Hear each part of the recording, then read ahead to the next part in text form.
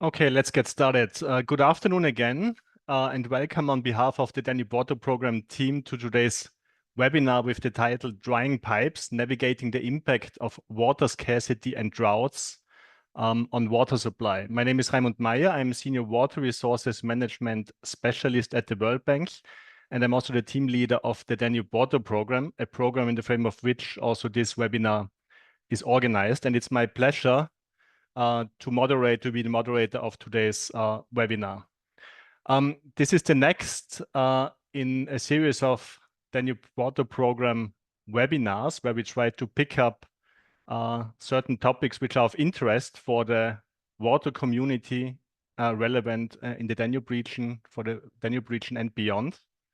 But before we dive into today's discussion on droughts and water supply, I'd like to take a moment to express our deep sorrow for the victims of the recent floods in Bosnia and Herzegovina. This tragic event reminds us how extreme weather, both floods and droughts, are becoming more frequent and devastating with climate change. On one hand, monthly rainfall amounts pour down in hours, what we see, like this recent event in Bosnia and Herzegovina, but also in Central Europe just 3 weeks ago. On the other hand, we are confronted with a series of dry spells and heat waves not experienced before. This puts an immense pressure on our water systems. And today we will specifically talk about the latter topic, water scarcity and droughts, the related risks to water supply. And we also would like to discuss with the panelists, but also with you as participants, which actions can be taken to mitigate those risks. First of all, before any action can be taken, we see often that it's key to understand those risks. That's why for today we have foreseen a presentation on some results of an assessment which was done under the Danube Water Program, aiming at quantifying the present and future risks, drought risks in the Danube region, and also to assess certain measures which can be taken to adapt to these risks to ensure continuous water supply. And afterwards, we have the pleasure to have two panelists with us who will talk about and present their specific case studies, one from Greece and the other one from Romania. And they will talk about how to handle these impacts of water scarcity and droughts on water supply and water services. But before we dive into that, just some brief information on logistics and housekeeping, which you will see here. This session will be recorded and made available online on demand. Following this webinar, the recording, but also the presentation slides and the session summary will be published on the Voice of the Danube website. You can interact with us, but not in oral form, but you can use the chat box, which you can use for general requests and interactions also with other participants. And if you have specific questions for the presenters and panelists, please use the Q&A box where you can send questions which we will try to pick up during today's webinar. So please note your microphones are muted and you cannot also see if you raise any hands. So please use the chat box and the Q&A box. And now I'd like to briefly introduce today's speakers. We have 3 speakers and panelists with us today. We have with us Olivia Becher, who was researcher at Oxford University, and her PhD work was specifically on the topic of droughts and impacts on water utilities. Olivia will give a presentation on the recent assessment of drought risks on water utilities in the Danube region and also present some of these results. Then we have with us Efthymios Litras, who is the Deputy Director of Corporate Strategy and Innovation from the Athens Water and Sewage Company in Greece. So we're stepping a little bit out from the Danube region, and we're very happy to have a presentation from Greece with us today. And Timos will talk about how Athens utility is dealing with water scarcity and droughts, and also looking into certain options to deal with these issues. And then last but not least, further panelist who is with us is Daniel Kraja, who is General Manager Assistant from Aqua Team, that's the regional water utility for Timis County in Romania. And Daniel will also talk about the challenges he's facing with his utility in Romania, in the Timis County, and particular also in the rural parts of the regional water utility in the area they are serving. So this will also be a very interesting case study from Romania. So we really look forward to the webinar today. Please be actively involved also by using the chat and QA box. That's a shout out to all the participants for today.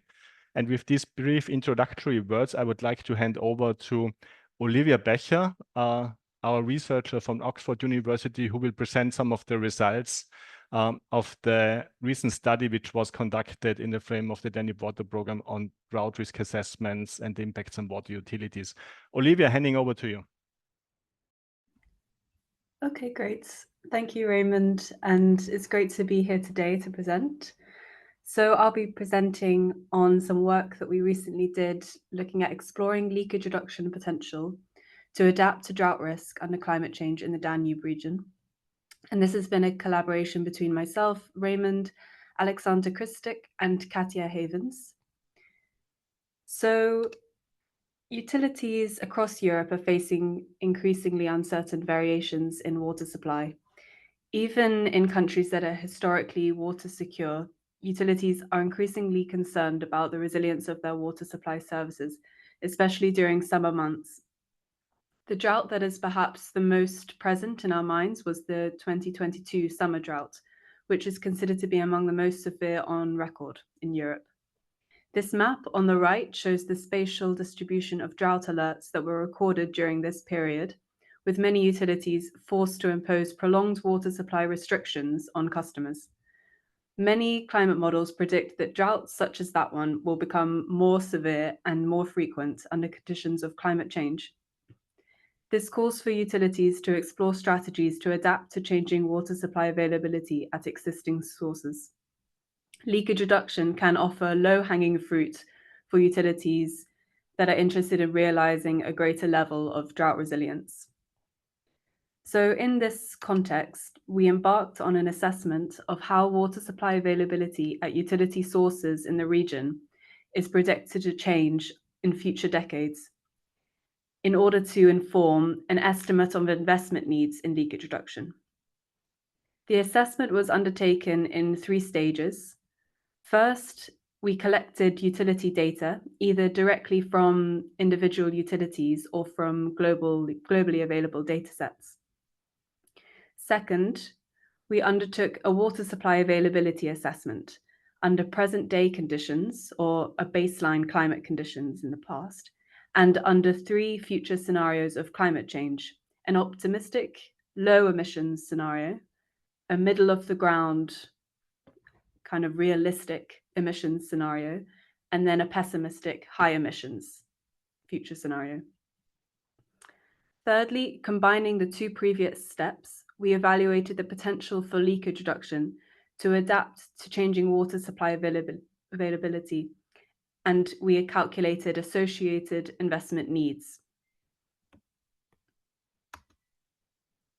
And I should mention that results here are anonymized for the utilities that participated. So here we have a figure that provides an overview of the mean changes in water supply available for each utility between 2060 and 2090 under the 3 considered scenarios of climate warming compared to present day water availability. So the optimistic low emissions scenario is represented on the left column, on the left pillar. The middle of the road scenario of climate change is represented in the middle, and the pessimistic or high emissions scenario is represented on the right. And here reds are illustrating a reduction in water supply availability, whereas blues represent relative increases in water supply availability.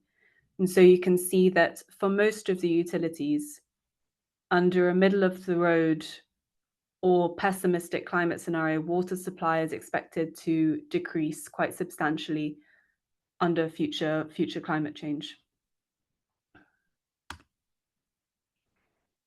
Here we have figures that illustrate the mean changes in water supply availability to each utility spatially under the pessimistic climate change scenario. So we can observe a strong spatial variation looking at the left plot. For example, in the north of Serbia, utilities are projected to experience an increase in water supply availability. In contrast, utilities in the southern countries of the basin, as well as utilities along the western coast, water supply is projected to decline.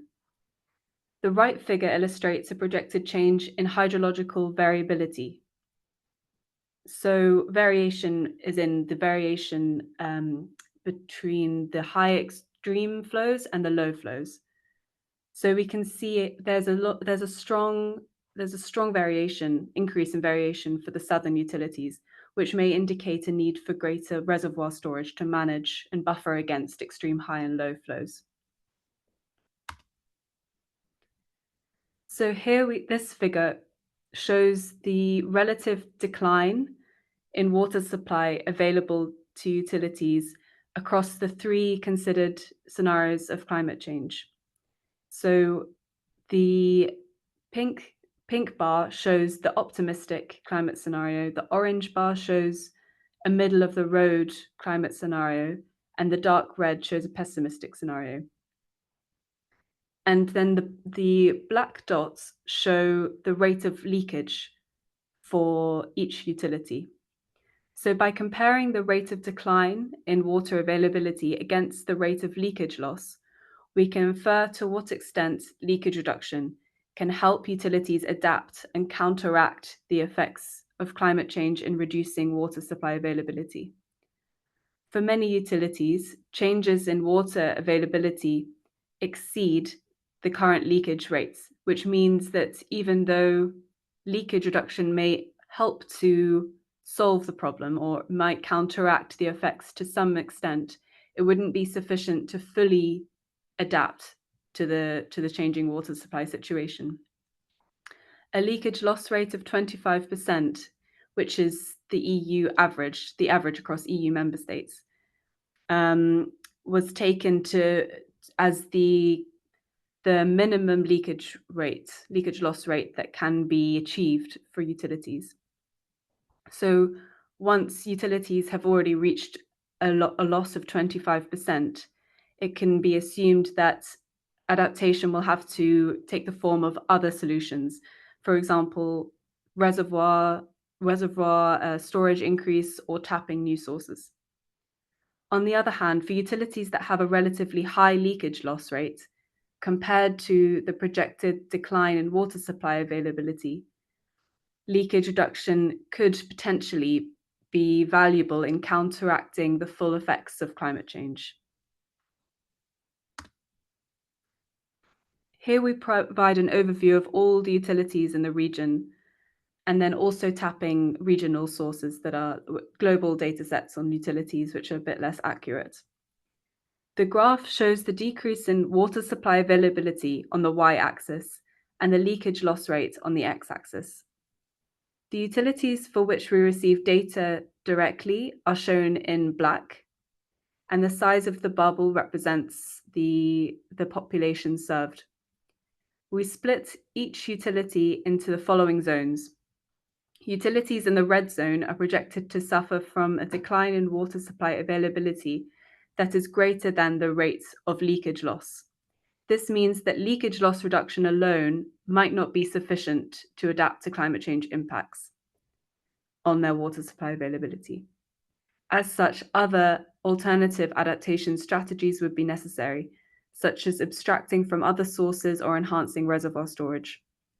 Utilities in the pink zone have a leakage loss rate that is greater than 25% and a projected decline in water availability that could be fully adapted against through reducing leakage loss to 25%.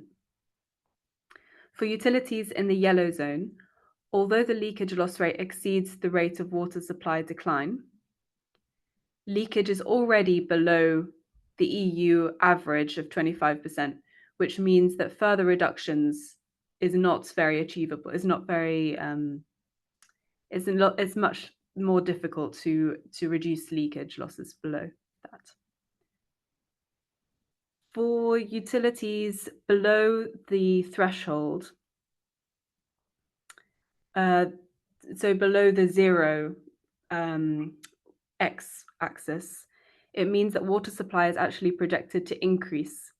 And those in the purple zone although those in the purple zone have leakage losses that are above 25%.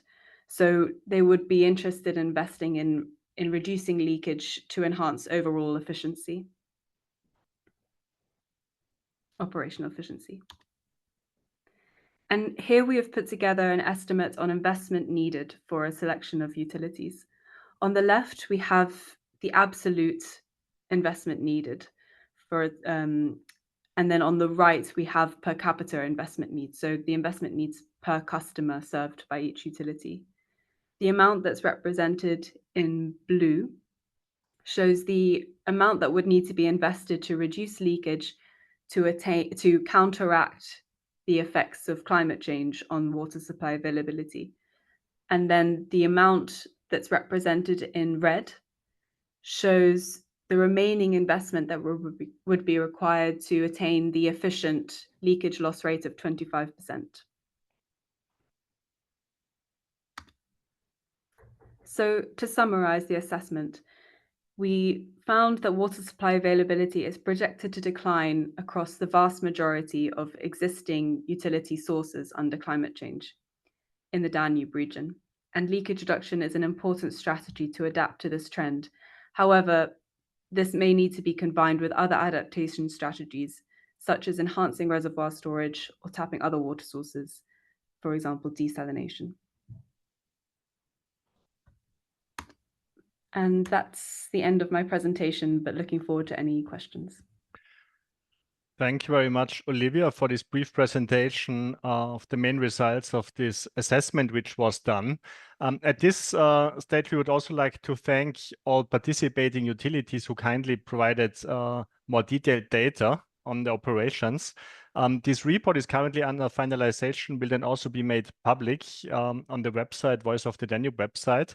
And as Olivia indicated, the individual utilities are currently anonymized, but we will inform each of the participating utilities on their specific results also, so that they can have a look on their specific results as well. Overall, the results, just to indicate a couple of them, very interesting, depending on the climate change scenario. Variations in terms of average water availability can be expected with the more extreme scenarios, so high emission scenarios. The expectation is that the Danube region will become more dry. But of course, there's also a factor of seasonality because it depends when the water is available. Quite often we see that there's a mismatch between supply and demand, in particular when summers become drier, but there's more demand for water, in particular for agricultural irrigations, also for other uses, but also for water supply of urban areas. So the seasonality is obviously also an important issue when looking into these topics. But overall, if I can summarize, non-revenue water reduction seems to be one of the important measures, but obviously not always sufficient in order to adapt to the effects of climate change. So this, the main results in a nutshell. Olivia, I've seen a question for you came already in under the Q&A, so you may want to look into that question, but we can also pick it up later. This was basically the intro presentation, and now we would like to move on to our two panelists. On one hand, to Efthymios Lytras from Athens Utility, who will also provide a brief presentation. And afterwards, we will hear from Croatia, from from Romania, from Daniel Kraja, who will talk about Timișoara utility. And please, again, to all the participants, use the Q&A and chat functions to interact with the audience and with the speakers. So, Timos, with this brief introduction, handing over to you to your presentation on Athens Utility, and we really look forward to the challenges and potential solutions you see for your huge utility in the capital of Greece. Thank you, Raymond. So I'm uploading my presentation. Can you see it? Yes, it works, Timos. We see it. Thanks. Great. So I'm Efthymios Lytras. I'm Deputy Director of Corporate Strategy and Innovation of ADAP, the water and sewerage company of Athens. Just a few words about ADAP. We have a very, very good water. We are ranked first in terms of water quality among 180 countries worldwide. We also have one of the lowest water tariff in the world, and we are the largest water supply and sewage company in Greece that serve 40% of the Greek population. So we actually serve 4.4 million residents, and we distribute 1.1 million cubic meters of clean water daily. These numbers show clearly that uh, in any case that we face water shortage, a lot of people will be without water. So it's a completely a very risky situation. So just a few words about the water distribution system of Athens. In the 1930s, we built a small artificial reservoir here. Then we connected the aqueduct with this natural lake here in the 50s. And we went very, very far away in the 1980s to an artificial reservoir here, which we expanded to another artificial reservoir here in around 2000. So all this distance is around 300 kilometers, and the whole length of the external aqueduct is around 500 kilometers, which shows that Athens has already exploited a lot of water resources far away.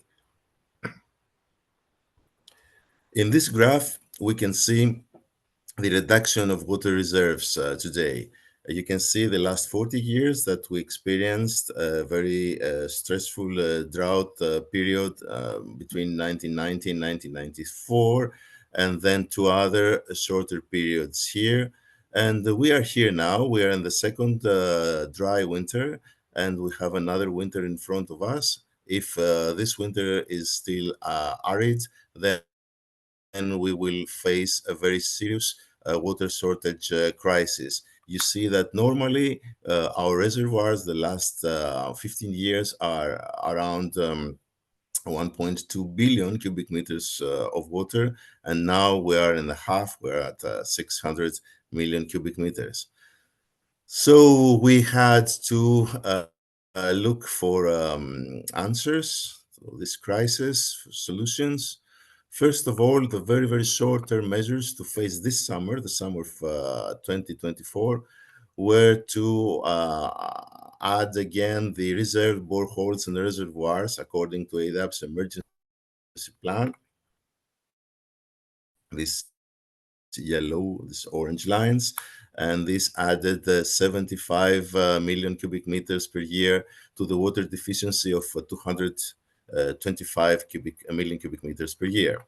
At the same time, we ran a lot of campaigns, digital and social media campaigns, radio campaigns, direct communication with the customers and municipalities in order to make them save more water. And we consider financial measures to limit consumption if the winter that follows is still an arid winter, making use of the experience of 1992. But these are the short time measure for the next 5 years, worth 400 million euros, that deal with the optimization of water network and elimination of water losses, the replacement of older water meters with the smart meters, and the various works on the external aqueduct. Consider middle term and long term solutions. This could be the water reuse for irrigation and industrial use. Irrigation is the green spots around these small wastewater treatment plants and this waterfront, and for industrial use in the center of Athens, and also this purple waterfront here. Another solution could be the indirect potable reuse that is already considered as a potential strategy for many EU countries, so that we can add water, reused water to the aqueduct in this point. This is a potential solution that needs a lot of years in front and also a robust regulator framework that at the moment is not present. And desalination is always an option. The operation cost is very high. Also around Athens, the footprint is very small, so we have to install desalination units far away, and also we're talking about very large desalination plants. There is always the urban rainwater exploitation that requires a long-term planning and implementation with dubious results because, as you know, Athens is a city with a very sparse rainfall. So we ended to a solution that is to connect the aqueduct even far away to the west part of Greece, to connect it finally to the lake of Kremasta that is here. This project has two phases. The first is to connect the final point of the aqueduct to this river. Then the second phase is to connect these two rivers, and then the second river to the Kremasta lake with a small hydroelectric plant here. You can see a comparison and prioritization of solutions in this map. Boreholes is the short term. These four solutions are the midterm solutions. So you see that Kremasta has a high capex, of course, but a very good considerations in other parts of the project. So we are going to favor this, and we are studying both desalination and water reuse for irrigation, and also water reuse for indirect and direct potable use. We study these three solutions as a complementary solutions in the future. Thank you for your attention, and I'm open to your questions. Thank you very much, Timos, for this comprehensive presentation about the situation in Athens. Very interesting to hear. You serve a huge population. It's more than 3 million people, I think, living in Athens. So it's really a huge utility. Most of the utilities in the Danube region are much smaller, but may, face similar challenges like the ones you presented. So there may be some interesting questions also directed to you. So please monitor the Q&A again to all participants. Please come in with any specific questions you have for Timos also on the situation in Greece and Athens utility. I've seen one or two questions, a few in mind already, which you maybe could address, Timos. But before we go into that, before we open the floor, I would like to invite our next panelist, who is Daniel Kraja from the utility in Timiș County, Timișoara, in Romania. Daniel will give an oral presentation about the recent challenges and the topics they are addressing currently at their utility in Romania. So Daniel, handing over to you. Good afternoon, everyone. Thank you very much for the presentation. My name is Kraja Daniel. I'm representing Aquatim Timișoara. We are a water utility that operates in Timiș country in Romania. Just to know how big we are, we can say like this. We serve a population of 750 people across of 144 villages or cities, and we managing 32 water treatment plants. When we discuss about only water. In the recent years, in Timiș country, we experience an increase of water consumption in the summer because we have with the climate changing, we have a lot of periods without raining, without raining, so the water for agriculture is going down. So a lot of people from our region start to using water for irrigation, for gardening, So they put a lot of effort and put a lot of pressing on our pipes and our water. So what happens in the summer, in the last, I think, 5 years, with this climate changing and a lot of heat, we starting in some region of our in Timiș, we must to take water from Timișoara, and we must to go with the car. We have a big car that we take water from Timișoara and go in that area to bring potable water for the population. For example, a lot only in Timișoara we are using surface water. In the rest of our area we are using underground water. So that's why in the summer we bring water from Timișoara to that cities, because we don't want to push a lot of pressure on the underground water.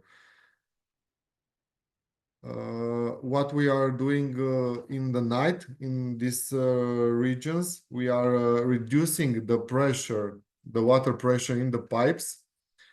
One, because we want to reduce the pressure on the underground pipes that takes out the water, and the second is to reduce the losses of water. And if we give a little not so big pressure, normal pressure that we are given to the population by day, if we increase the pressure in the night, even the population, they are not using that water to irrigate the field and everything.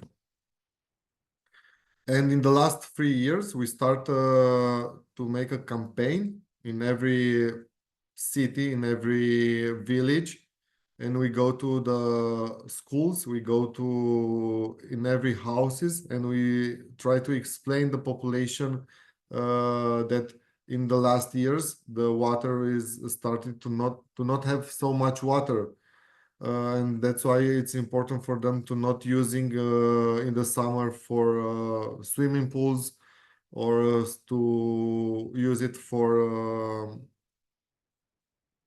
gardening and to irrigate their lands and the plants.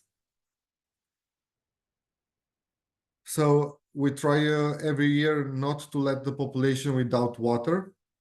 We try to adapt on this new situation in what we find on the field. We try to educate our consumers about how to use that water, and to don't use it only for underground, and to not let all the population without water. And we tell them all the time that we must take care of the water resources that we have it in our region. So if you have questions, thank you very much. Thank you very much, Daniel, for these insights into the challenges you're facing at Timiș County and your regional water utility. You don't only serve the city of Timișoara, but it's a regional utility. And you explained also the challenges you face, is particular in the more rural areas, as I understand. And Yes. it's more also in particular water resource management question, because obviously water supply for urban areas for the population is not the only user. You also talked about water for irrigation, agricultural demand, etc. So this was, I think, also an interesting topic. Maybe we can touch a little bit upon how to balance basically these different users for water as well. So thanks a lot for all these interventions. I've seen that some questions also coming in already in the Q&A section. I've seen some, one or the other is already answered. But before we look closer into the questions coming in, I would like to address you both, Timoš and Daniel. You have seen the presentation in the beginning from Olivia Becher, these results of this research study which was undertaken. It's obviously a regional study which cannot address the specificalities of each utility. So, the level of granularity has to be considered also for such a study. However, what we see from the overall bigger picture is that there are changes expected coming in with climate change in the future, in particular, more like more drought spells, also changes in water availability, changes in seasonality also. This specific study was focusing a lot on non-revenue water, but also looked into some other measures. I would like to ask both of you, maybe we start with Timos, with you, if you have any reactions to these results. We've seen some of the results for Southeast Europe, but I mean, Greece is just south of the Danube region. So maybe you want to react and have some views on these results from Olivia, and maybe Daniel, you also want to share a little bit your thoughts on these results. So Timos, starting with you. Yes. I have to say, first of all, that ADAP is the water and sewage company of Athens. So we deal only with Athens and not the rest of Greece. So the rest of Greece has different, there are parts of Greece that are more arid, parts of Greece that have a lot of agricultural activities and so spend a lot of irrigation water, and parts of Greece that are famous for their nice sea, and so the tourism is very high, and they have this high seasonal consumption in during the summertime. But we do not deal with that. So our management is management of urban water, of the urban water of Athens. That's why I cannot give you a clear, let's say, clear view of the whole Greece and of different uh, water scarcity cases, let's say. Thank you, Dimos. That's well understood. Specifically for the presentation which you gave, you outlined in one of your last slides the different options, basically in the options analysis which you did. This was particularly addressing, tapping additional water sources, but also looking into other issues like the reduction of non-revenue for water, for instance. So is this a combination? Do you see it as unique solutions, or do you see the solution for Athens utility as a combination of these different measures which are indicated? I believe the final solution will be a combination, but all these solutions or projects, let's say, need a different time to be finalized and materialized. So at the moment, we'll start with, let's say, the most easy or the less complicated one, that is to dig these 3 tunnels and bring water through them. But in the same time, we're seriously studying desalination. We're seriously studying water reuse for indirect or direct potable use. And of course, we are implementing the projects of eliminating the water losses. Now, regarding the question, there's a question on the Q&A about the replacement of water meters with smart meters, and if the cost anticipates the cost of water lost. What we do is that the old water meters undercount. So with the time, they get older and older, they undercount more and more. So we lose a lot of water that we cannot charge the consumers. So if we replace with the smart meters are more sensitive. So, and of course they're new. So we have a much more precise counting of water spent. We can charge it, and then we can control it also. Now, the cost of replacing the smart meters is also high, but we believe that in the long run, if we have a program that will last, let's say, 20 years, in the long run, the result will be more positive than not positive. And the other thing that I would like to comment on another question is that we have um, our pricing is, let's say, tiered pricing. So there is some first cubic meters spent that are charged low, and then the next cubic meters are charged higher and higher. So if a customer wants to spend a lot of water, he has to pay a lot of money. So there is already, let's say, kind of pricing policy to lead the consumers to spend less water. Excellent. Thank you very much, Timo. So I understand also Athens utility. Um, the question of demand is because it's such a big city is more or less stable over the year. You do not like experience so much variations because of tourism. Like this is certainly the case, I can imagine, in other parts of Greece, right? Exactly. We do not have this high seasonal fluctuation of water demand. Yeah. Maybe some of the participants today may want to come in on this specific question also, because we know for other countries in the region, there's very high seasonality when we look at countries at the coastal area, for instance, at the Adriatic, where there's very high water demand during the summer period, but less water available because of prolonged summer droughts. This whole question of water use efficiency is becoming more relevant. So maybe there's one of the participants who wants to react on this question, which came up in the Q&A. Particular on adaptation of the tariffs, to also cover these additional costs which come in because of fluctuations in demand for tourism. So please use the chat function for any exchange on these specific subjects. Daniel, moving on to you, maybe some brief reactions on the initial presentation provided by Olivia on droughts. Maybe more specifically, do you see that your utility experienced already in the last years more prolonged droughts, and do you have specific studies or specific knowledge what can be expected in the future? So are you taking active steps to get prepared for such phenomena, for such potentially increasing phenomena in the future? Yes, we started because they are something that with European funds, they came us with some specific direction that we must to work even in this direction of non-revenue water. We must to reduce it even in Timișoara and even in the region. For example, in Timișoara, we must to reduce until 2026 8% of water. So we started to we start to change all the meters with meters that send us exactly when we have a problem.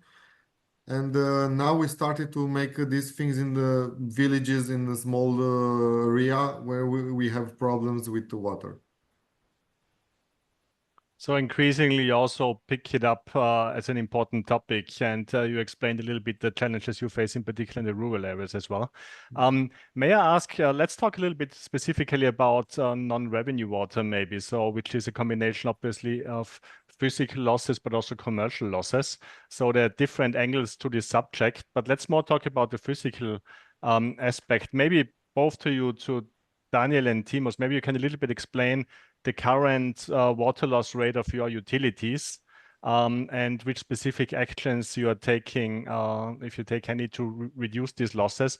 I'm asking this question also because from analytical work we have done, we see that this is a big issue in many countries of Southeast Europe. In some countries where the non-revenue water rates are above and beyond 50%, sometimes even beyond 60%. And I'm talking about national average, with individual utilities having partly even higher rates. And this also in the context of the new drinking water directive, which is putting a stronger focus on water use efficiency. There are upcoming deadlines also for countries reporting on water losses. Then there are also certain regulations in place where specific thresholds will also be set in the future for Europe. So it's increasingly becoming a topic also in terms of existing regulations. And turning to you, maybe starting with Daniel now, non-revenue water, maybe you can a little bit explain the current rates which you have and which specific measures you take, if any, to reduce the losses. So, for example, I can explain directly from only for Timișoara, because we started with this because it's the biggest city. For example, now the real loses this, so the non-revenue water is 28%. So we must do until 2026, we must go down until 20%. This is something that we say it from European funds and everything. So we must do it. we started to divide our city in 6 areas. Every 6 area we monitoring different. We have a DM for the every area. We have smart meters in every area. So we started to see where we have the losses. And a lot of our losses was we have a population that they are stealing water. This is the biggest problem that we have because they have the meter, but they have another pipe that is they don't have the meter, so they steal water. So when we started to make these sectors of Timișoara and we start to monitor how much water enter in that sector and how much water they are using all the population in that sector, we started to realize where we have the leaks. And then we started to check and we see the people that they are stealing water and we stop them. This is from Timișoara, and now something like this we want to start in the rest of the region. Thank you, Daniel. Do you have specific teams in place, specifically working on non-revenue water reduction within your utility? So do you have dedicated task teams working on this? Yes, we have for leak detection and non-revenue water, there are 2 teams. They are going on the field, they checking, they measure, they say where maybe is the problem. And even when we make the master plan for the investment, they are coming and they say you must to change that pipes, you must to change in that area, you must to change everything in that city because there you have a problem and you can go down the non-revenue water. Okay, excellent. Thanks a lot. So currently you have rates around 26% in Timișoara, what is close to your average, which is around 25%.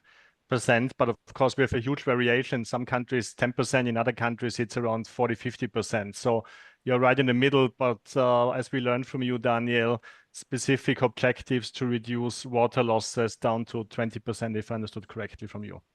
Thanks. But only for Timișoara, not for the region. Just to say. So other challenges in addition ahead as well. Well understood. Timos, non-revenue water, anything specific you would like to address? Would be interested in Athens utility non-revenue water rates and whether you have specific objectives and how to achieve them. Yes, so we are also in the middle. We have 25% of non-revenue water, of which 15% is leakages and 10% is uncount water. As I said before, we work in both 2 directions. So we try to replace the old pipes and have less leakages. We try to replace the old water meters. The point with Greece, with Athens, is that we have very large numbers. Our water distribution system is 15,000 kilometers, and our water meters are 2 million point 4. So it's very difficult to manage all this. But we work constantly on that all the time. And we believe that with new technology in both both in leakage control and in metering, we believe that we will go better very, very soon. Excellent. Thank you, Timos. I've seen on your slides that you have indicated an upcoming investment of approximately 170 million euro in non-revenue water reduction. Do you have an estimation how far this will take you? How far you can reduce non-revenue water with this significant investment? Not sure. I believe that this is going to be from 5 to 10 years. So continuous process also for you for the next years. Yes, exactly. Okay. Thank you, Timos. I'm looking now, let's turn to the Q&A. A couple of questions were already picked up. I've seen Olivia directly answered already specific question, which were on the initial presentation. There was also an answer from you, Timos, on the metering program. I would like to pick up one question, whether you have any official loss bans during droughts in place in your countries, so in Greece and Romania, or whether local governments can reduce water use in Romania and Greece. So did you experience already specific restrictions for water use for your utilities in the region you are serving, or any specific laws in place in Greece and in Romania? Maybe, Timos, maybe you want to start, and then we will hand over to Daniel. Yes, in the municipalities that form the whole Athens area, we try to persuade. Now, actually, we there are a couple of years that we started a project of reusing water for irrigation, for urban irrigation, because there is legislations here in Greece, a national legislation that allows reuse water for urban irrigation, of course, through special requirements, quality requirements. So now we try to persuade the municipalities to use this kind of water. We are installing small units that can produce reuse water, and we are planning to have a special legislation that we hope that will force both municipalities for irrigation and industries for industrial use, will force them to use reuse water instead of any other kind of water. So again, thanks, Timos. Again, like a cyclic approach, water reuse, so water use efficiency. There are also regulatory steps taken in order to improve these approaches as well, I understand. Exactly. Right. Thank you, Timos. Daniel, any reaction from your side on this specific question? In our region, we don't have a problem with not give water to the population, but this is something that we do it in Timișoara. We take the rainwater from the streets and everything. We have for the irrigation of all the parks in Timișoara. So we have some big reservoirs in Timișoara near the bridges and near the points where we know that we can collect a lot of rainwater. So after that, if the municipality want to irrigate the parks and everything, they take water directly from that reservoirs, from rainwater. Or if it's too much water in that reservoirs in the time of the rain, there are some pipes, yes, that they are going directly to the Bega River that is crossing the city. So we started to using water for the rainwater in Timișoara for irrigation. Thanks, Daniel. Maybe one follow-up question, because in particular, the case you presented is very much a water resource management related question as well, because you really talk about different uses also. You talk about, challenges for water supply in terms of higher demand for agriculture also. And there was one question also came in whether more efficient irrigation could also be an issue to be tackled. Do you see these things addressed in Romania in the river basin management plans? Because there's obviously limitations what one utility itself could do when there's a challenge in terms of water resource management and limited resource available and competition from different users. So do you see that these issues are picked up in the river basin management plans for your basin, Daniel? This is a problem in Romania because the government don't point directly what problem with water we have it in Romania, because yes, in Romania there are a lot of rivers, there we have a lot of water, yes, but not all the water is potable, or not all the water that we have it in Romania we can make it not very expensive to make it potable and to give to the population. So yes, we have a problem with this. We try to the water from the wastewater plant to give to the agriculture, but the legislation in Romania, they are still not letting us to do it.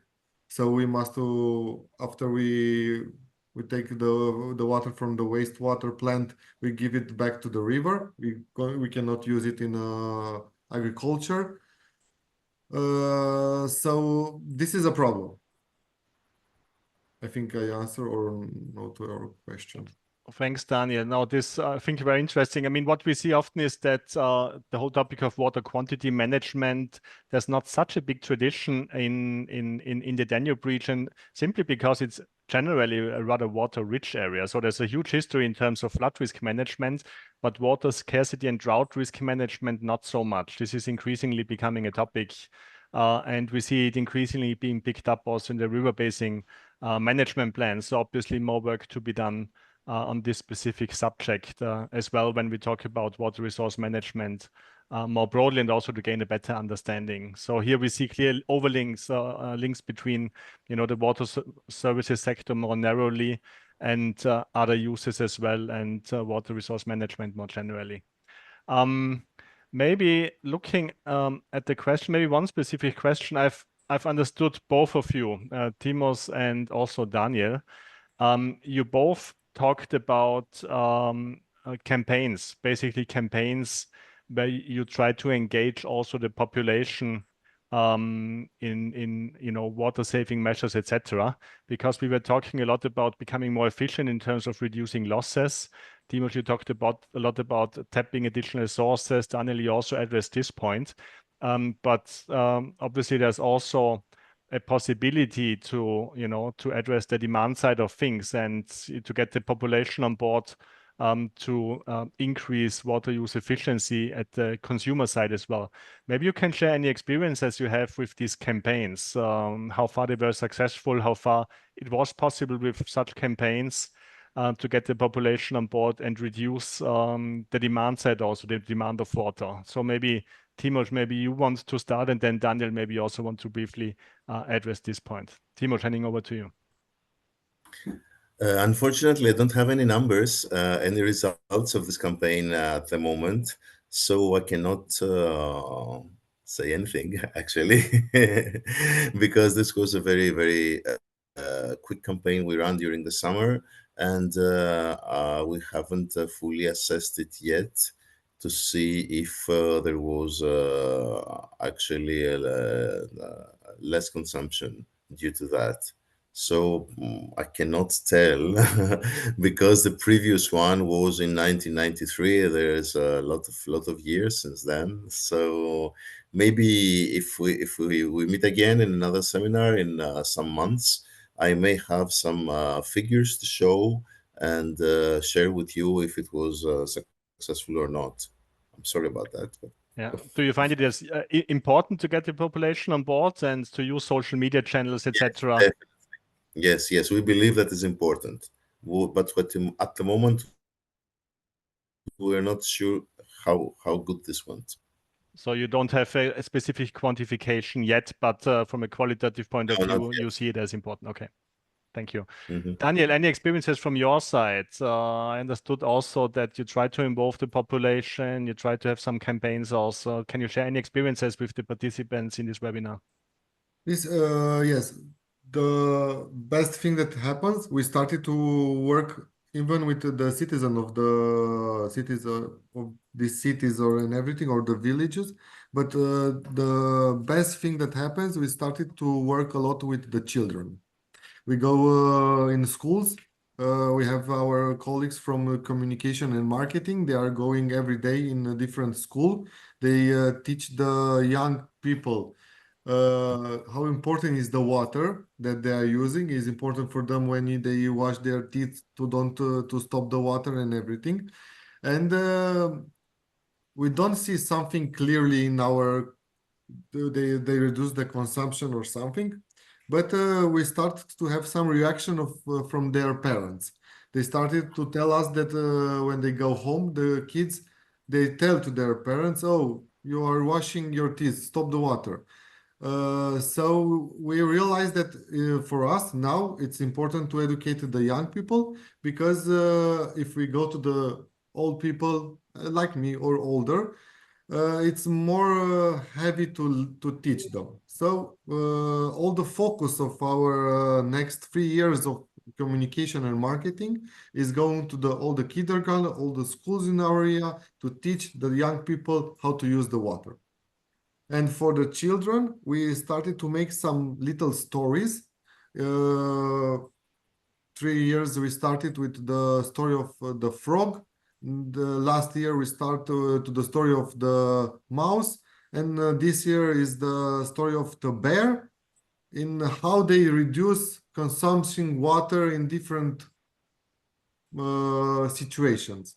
So with these things we started to it's a little book of a story of how they reduced the water. So we started to make it like this, because this is something that we see that things start to change.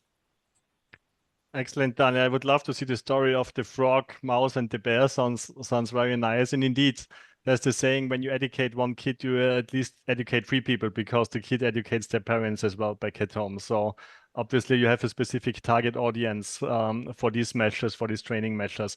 We can come back to the whole topic of maybe training maybe later on, but let's loop in Olivia again. Olivia, I was wondering whether you have any reactions to these discussions which took place for now, the questions which came up, but also Timos and Daniel, their reactions on specific questions, because your research has been a lot on droughts and water utilities, the exposure of utilities to droughts and specific measures which can be taken. So a question to you, do you have any reactions on what you hear here? And then specifically, where do you see specific follow-up research needs based on these rough assessments which were done for the Danube Basin, which you presented? There's the specific question also in the chat I've seen. So Olivia, handing over to you. Yeah, sure. I think probably the main reaction is how context specific all the problems are. So obviously the analysis we did was regional, and I think we found some kind of high level recommendations for the region, but each utility has its own set of challenges and its own set of solutions. So I think definitely more research is needed on utility preparedness to climate change. And yeah, in terms of future research, I think it would be great to expand to look at alternative adaptation solutions, not only leakage reduction, but look at prioritizing across the full portfolio of potential adaptation solutions, potentially also demand management, which was discussed quite a lot here, and also reuse, so wastewater reuse for irrigation or for potable reuse. So those solutions haven't really been considered too much in the research yet. Okay, thanks. So broader, definitely further research needs to be more targeted towards the individual utilities, and also broader which measures can be quite effective and which need to be tackled as well. So maybe with this, Timos, Daniel, quick question to you. What would you consider as a no regret measure for each utility confronted with droughts? I mean, there's a huge range of measures which can be taken. Obviously, non-revenue water reduction is one of them, tapping additional resources, but also demand side management. Do you see any measures where you would say, based on your experience, every utility is well advised to consider these? Maybe Timo, starting with you. Yes, I believe that reusing water will be the best thing to do in the future. And what we consider is that the EU should go to this direction and start planning a kind of EU legislation or regulatory framework. I don't know what would be, that will allow the utilities to reuse water and also protect the customers and make the customers confident that this water is as good as the natural water. So water reuse, an important topic in your point of view. There's the EU regulation on water reuse in agriculture, but it's more for agricultural irrigation, which is already in place. Exactly. But you indicate that also for water consumption for the population, it should be considered. That's the point you want to make. Exactly. Right. Mm-hmm. I've seen there are some figures also in the chat on the current levels of water reuse in the EU, which is rather limited. So quite a significant potential still there for water reuse in many parts of Europe. But obviously, for some regions which traditionally have to deal more strongly with water scarcity and drought situations naturally, where this is more advanced already compared to other regions. So quite a potential there, as you indicate. Daniel, any reactions from your side on this question on a no regret measure? What would you, based on your experience, advise to every utility what they should consider when we talk about droughts and if you want to ensure 24/7 water supply? This is something that I agree with our colleagues with the reuse of the wastewater in agriculture. I think it's one of the best thing, and maybe we discussed it in Romania about the price of the water. For example, to make, I don't know, a family they are using 5 liters of water. So if you use more than 5, you must to pay more. So I think this is something that we can do it. Okay, you have one people it's using, I don't know, this amount of water. If you are using more, you must to pay more than it's usual. I don't know, maybe it's a thing. We started to discuss in Romania something like this. Right, let me pick this up in particular, the whole social aspect a little bit, because I see there's one question in the Q&A section also, because non-revenue water is obviously a combination of physical losses, but also commercial losses. So unbilled water, but also water which is abstracted without, without being recognized, basically.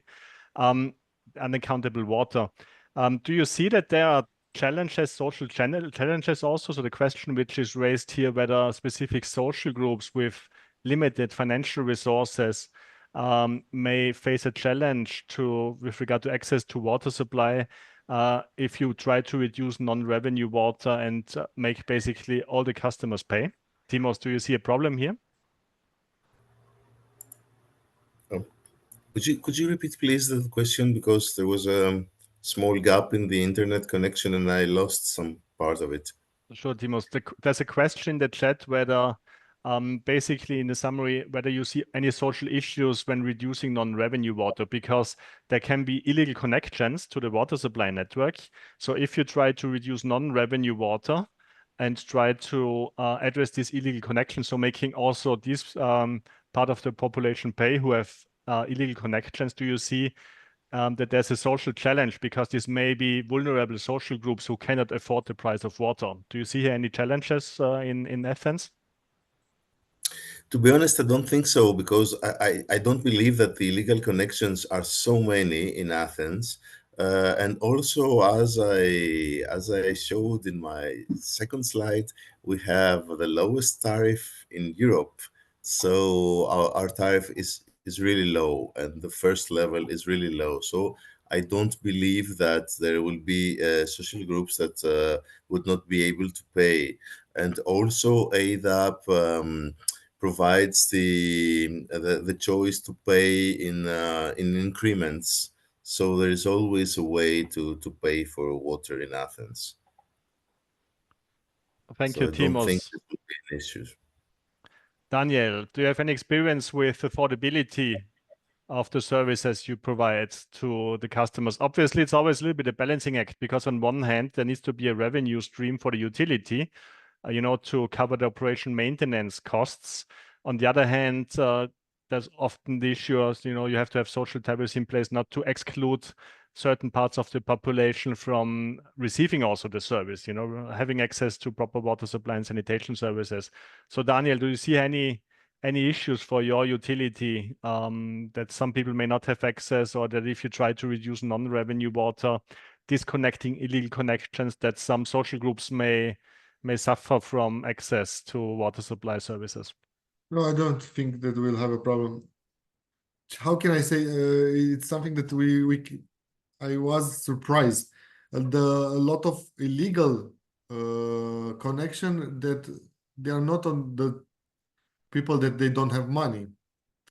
A lot of this connection, illegal connection, was the people that have money, rich people that they are using for, I don't know, irrigation, that they are using for the swimming pools and everything. So in my opinion, we will not have a problem.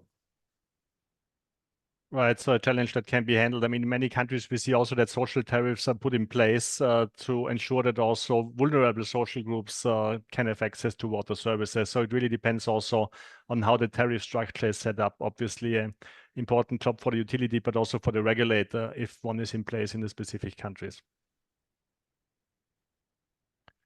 Okay, I'm wondering whether there are any specific further questions. I'm checking the chat a little bit. One question maybe what could also be interesting, because under the Danube Water Program activities over the last years, there was a lot of emphasis on capacity building. Certain specific training programs were established in partnership with the water utility associations on different aspects, on asset management, energy efficiency, commercial efficiency, but also on non-revenue water.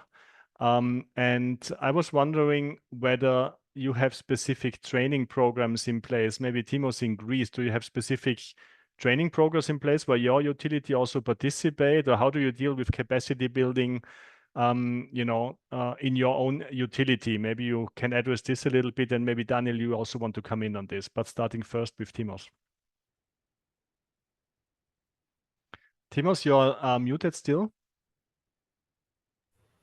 Yes, now it works. Here I am. So we do have a lot of training programs within the company, but we do not have any training programs among different water and wastewater companies in Greece. So because you're a big utility, you probably can put a strong emphasis on this yourself, but it's not structurally in place in Greece.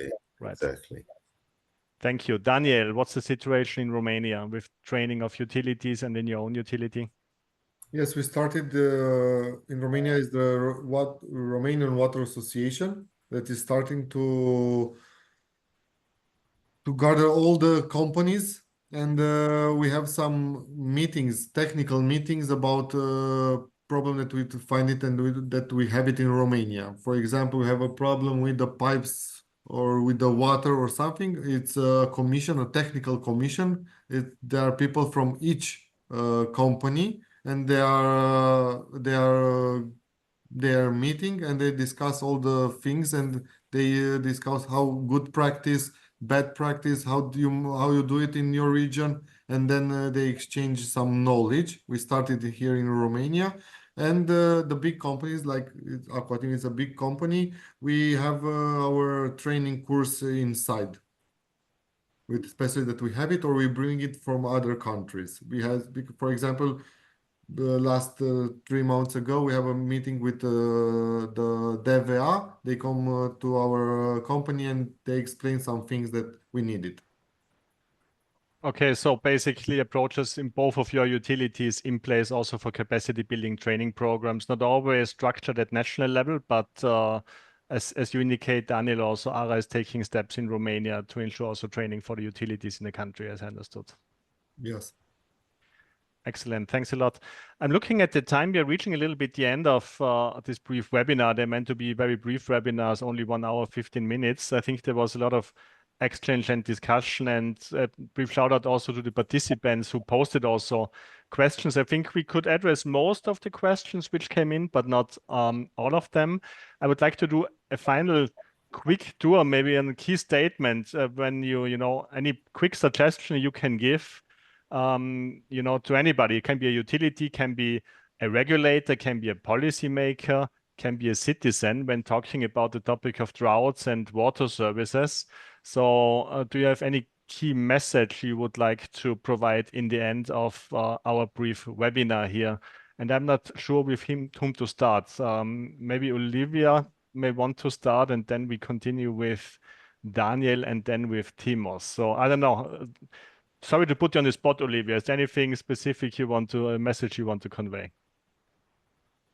Maybe coming from an academic perspective, maybe I would recommend to use the risk assessment methodologies that are out there and available that researchers have developed.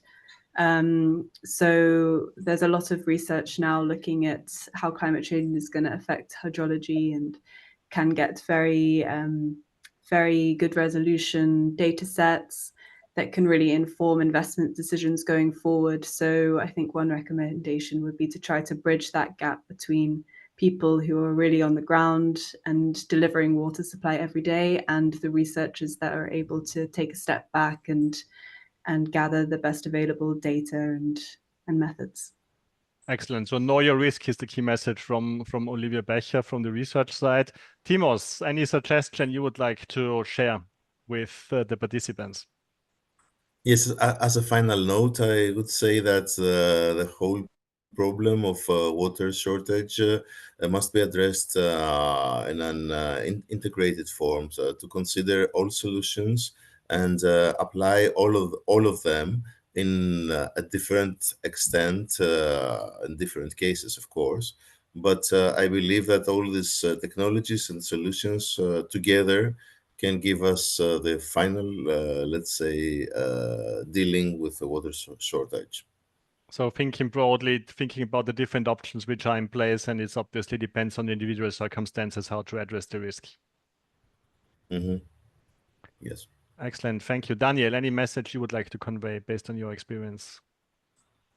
I think the most important is to start all the companies to go down and to try to educate and to go to explain to people how important is the water and how much work we must to do it to for them to have water all the time, 24 hours. So raising public awareness, stakeholder involvement, talking with the population is a key point also from your point of view. Excellent. Thank you very much. We are 2 minutes over time. Sorry for that, but I would like to really thank all of you. First of all, our panelists here and presenters. So thanks a lot to Olivia, Timos, and Daniel for their time they invested in the presentations and sharing their experiences and being available today. So thanks a lot to you. Second, also to all the participants today who were interested in the subject. Please look out on upcoming webinars also, because we organize such events, NONA webinars regularly. And third, also to the team who helped to organize the event today. Maybe we can quickly put on the screen again one slide where, for those participants who are interested in such webinars also in the future, can basically register themselves to get relevant information.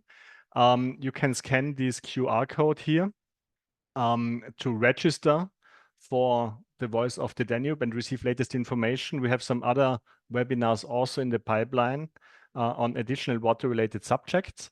So please register, please be on board, please become part of the Danube water community. And I would like to take this opportunity thanking all participants again, and look out because the presentations and also the webinar recording will be shared, and we will also make in the future available the results of the specific water utility drought risk assessment, which was also presented today. So thanks a lot for your patience and for your participation today, and we look forward being in touch with you also in the future. Goodbye and have a good rest of the day. Thank you very Goodbye. much. Thank you.